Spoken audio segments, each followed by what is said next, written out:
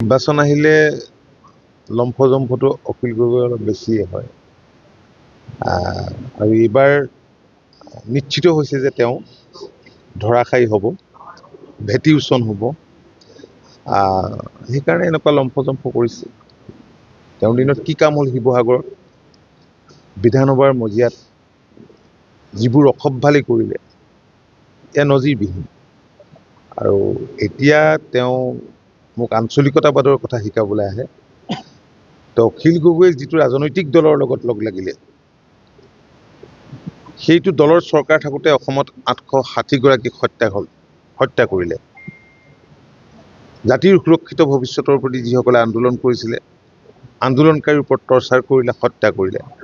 আৰু তেওঁলোকৰ লগ হৈ পেলাই তেওঁ এতিয়া আঞ্চলিকতাবাদৰ কথা কয়। আৰু অখিল গগৈক যুগ যুগ ধৰি কোনে নাজানে যে অখিল গগৈ বামপন্থী? এই কথাটো সকলোৱে জানে।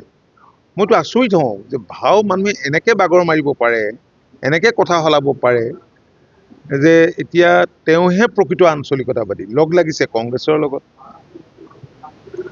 তেওঁ প্ৰথমতে নিজৰ স্থিতিটো স্পষ্ট কৰক, তেওঁ আচলতে কোনপন্থীৰ মানুহ, তেওঁ নিজৰ স্থিতি স্পষ্ট কৰক। আমি তেওঁৰ পৰা শিকিবলগীয়া একো নাই।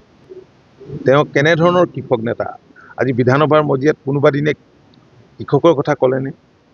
মই কৃষিমন্ত্ৰী হিচাপে বোলে কৃষি ক্ষেত্ৰখনলৈ এটা পৰিৱৰ্তন আনিবৰ কাৰণে এইটোৱে কৰিব লাগে, এই কথাখিনি ক'লেনে?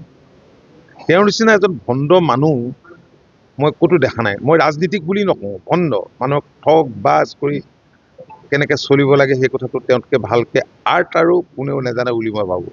এই যে বিৰোধী ঐক্যটো নহ'ল, বিৰোধী ঐক্যটো যে এনেকৈ এইবিলাক যে হৈ আছিল, তেওঁ মূলতেতো তেওঁ কি কৰিছিলে আমিতো সেইবিলাক কথা জানো। কিন্তু এতিয়া তেওঁ দেখিলে যে নহয়, তেওঁলোকৰ লগ নালাগিলে মোৰেই বিপদ হ'ব বুলি ভাবি হাতী বাতি ভৰিয়ে চৰিয়ে ধৰি পেলাই যেনে তেনে গৈ সোমাই পেলাই এতিয়া আকৌ তেওঁ ডাংকুপ মৰাৰ কথা কোৱা আৰম্ভ কৰিছে। তেওঁ আচলতে অলপ বলিয়া হৈছে, তেওঁ উন্মাদ হৈ এই কথাবিলাক কৈছে। কাৰণ স্বাভাৱিকতে হ'বই, 5 বছৰ তেওঁ ক্ষমতাৰ সোৱাদ পালে, বাহিৰত থাকি আন্দোলন কৰি পেলাই তেওঁ যিবোৰ কাম কৰি আছিলে সেইবিলাকতো আছিলে, ইয়াত তাতোতকৈ ভাল পালে তেওঁ। গতিকে তেওঁক আকৌ এতিয়া বিধায়ক হ'বলৈ লাগে।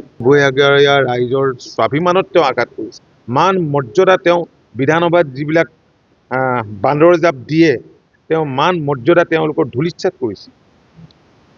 আৰু বিৰোধীকটো খতম কৰা মানুহ তেওঁৱেই কংগ্ৰেছত, কাৰণ বিৰোধীটোক অস্তিত্বহীন কৰা মানুহজন তেওঁৱেই, বিৰোধীক খেলি মেলি লগাই থোৱা মানুহ তেওঁৱেই।